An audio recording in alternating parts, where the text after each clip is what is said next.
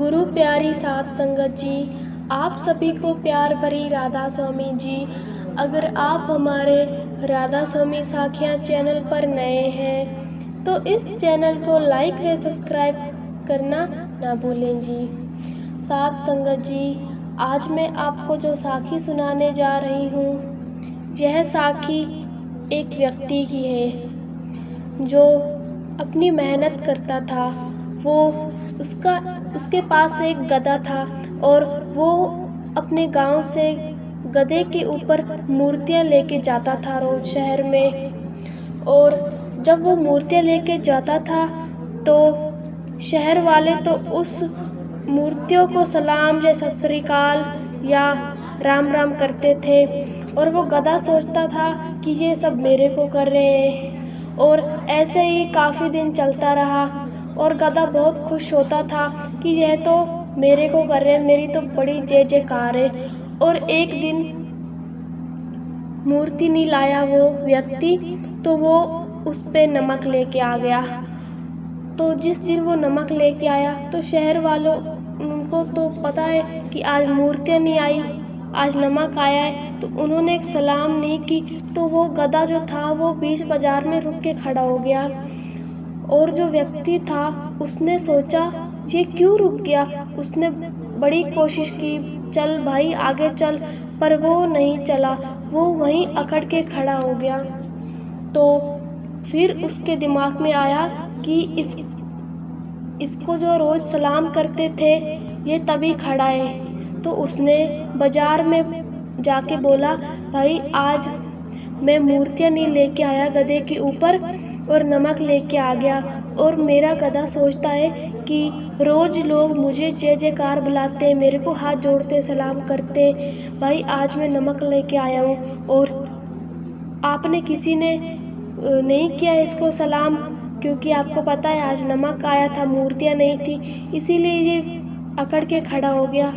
और भाई आप इसको एक बार कर दीजिए हाथ जोड़ के, जो भी राम राम या राधा स्वामी। तो जब शहर वालों ने उस गधे को सलाम कर दिया हाथ जोड़ के, तो वो आगे चल पड़ा। ये तो एक मिसाल थी।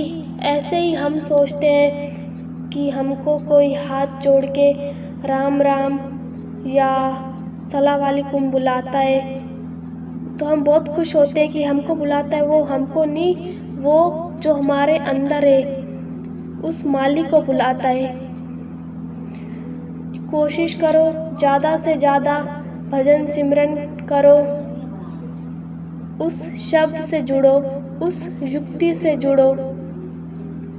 हम इस संसार में आए हैं भक्ति करने के लिए, और हम यहाँ आके रिश्तेदारों के चक्कर में, बच्चों के चक्कर में, इन बंधनों में फंस जाते और हम अपना असली घर भूल जाते हैं। जब हम सचखंड से आते हैं ना, तो हमारी आत्मा परमात्मा से बिछड़कर रोती है कि हमें मत जाने दो। फिर वो बाबा जी हमें बोलते हैं कि तुम धरती पर जाओ, मैं भी धरती पर, वहीं पर मैं हूँ, और आप भजन सिमरन करो, मैं फिर आपको लेके जाऊँगा, आपको धरती पर जाना पड़ेगा। फिर हम धरती पर आके अपना असली घर भूल जाते हैं, हम क्या करने आए हैं यहाँ, और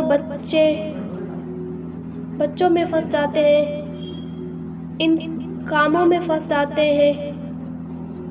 जब कोई मनुष्य अपने सच्चे दिल से अपने असली घर में वापस जाना चाहता है तो उससे सतगुरु इसकी युक्ति सिखा देता है। तो आत्मा को वह अपनी आत्मा का स्वर्ग प्रदान करता है, जिससे दोनों प्रेम के अटूट बंधन में बंध जाते हैं। सतगुरु उस आत्मा को घर वापस पहुंचाने का वचन देता है। जब हम आते हैं ना उस लोक से, तो हमारी आत्मा परमात्मा से बिछड़कर बहुत हम रोते हैं, लेकिन हम यहाँ आके भूल जाते हैं। सतगुरु उस मनुष्य को सिखाता है कि कैसे आंखें बंद करके शांत और स्थिर बैठकर प्रेम पूर्वक परमात्मा को याद करना चाहिए।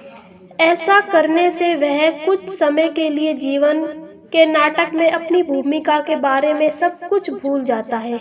उसका मन इतना शांत और स्थिर हो जाता है कि उसे अपने अंदर परमात्मा के घर से आ रहा शब्द की लहरों का अद्भुत संगीत सुनाई देने लगता है और उस शब्द धारा का चमकता प्रकाश हमें दिखाई देने लगता है, जो महासागर परमात्मा में ही वापिस जा समाता है। 10वां द्वार खोलना आसान नहीं है।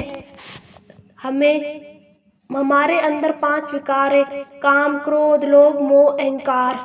हमें इससे बचना है।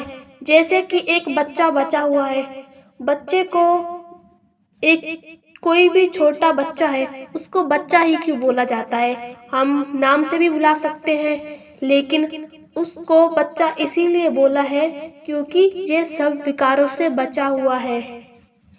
जैसे एक दिन गुप्त द्वार खुल जाता है और उसके पीछे छिपा हुआ रास्ता दिखाई देने लगता है।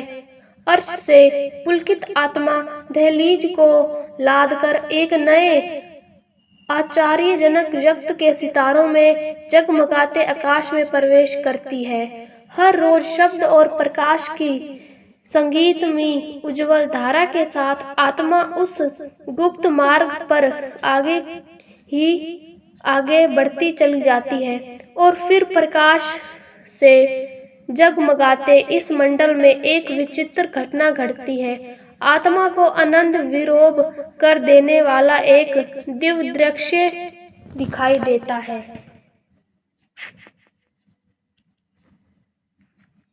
सतगुरु का अद्भुत नूरी स्वरूप केवल शब्द और प्रकाश की धारा का बना हुआ है।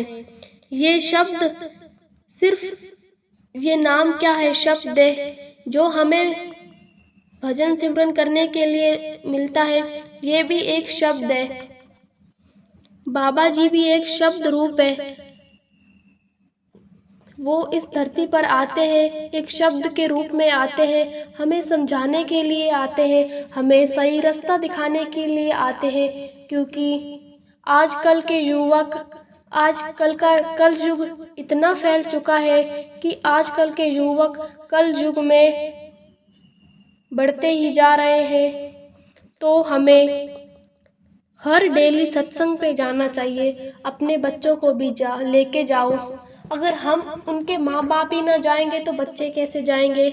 हमें हर रोज भजन सिमरन पे बैठना चाहिए। सतगुरु का अद्भुत नूरी स्वरूप केवल शब्द और प्रकाश की धारा से बना हुआ है। खुशी से नाचती हुई आत्मा उसमें समाकर सतगुरु के प्रेम के प्रबल प्रभाव में बहती हुई अपने घर की ओर खींची चली जाती है। कि जब हम भजन बंदगी करते हैं, पूरा मन लगा के करते हैं भजन सिमरन, और जब हमें खुद बाबा जी लेने आते हैं और जब हम परमात्मा से मिलते हैं तो हम ऐसे खींचे जाते हैं जैसे एक जल में मछली हो। यह गुप्त मार्ग सतगुरु और आत्मा को अनेक सुंदर अनूठे अलौकिक मंडलों में से ले जाता है।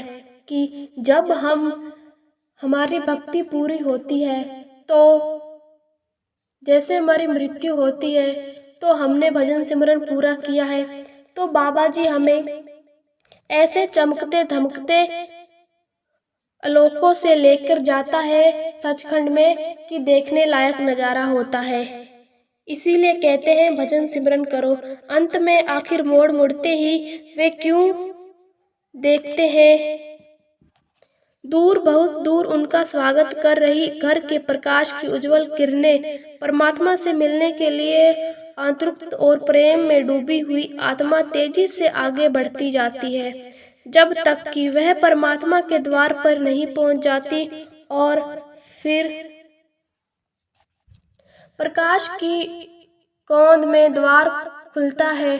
सतगुरु आत्मा को, उस नन्ही बूंद को पुण्य प्रकाश के महासागर में विलीन कर देता है और परम पिता परमात्मा में समाई आत्मा सदा के लिए सुख, शांति और आनंद में रहने लगती है। तो हमारा इस धरती पर आना एक ही मार्ग है कि हम भजन बंदगी ज़्यादा से ज़्यादा करें और हमारा भजन बंदगी के साथ साथ अपने बच्चों को भी पढ़ाना लिखाना। हमारे बाबा जी ये नहीं कहते कि बच्चों को छोड़कर जंगल में जाकर किसी ऊंचे टीले पर भक्ति करने लग जाओ और वो बच्चों का हाल बेहाल हो जाए, उनकी माँ खुद कमाए ना कमाए, ये तो एक पाप है ना।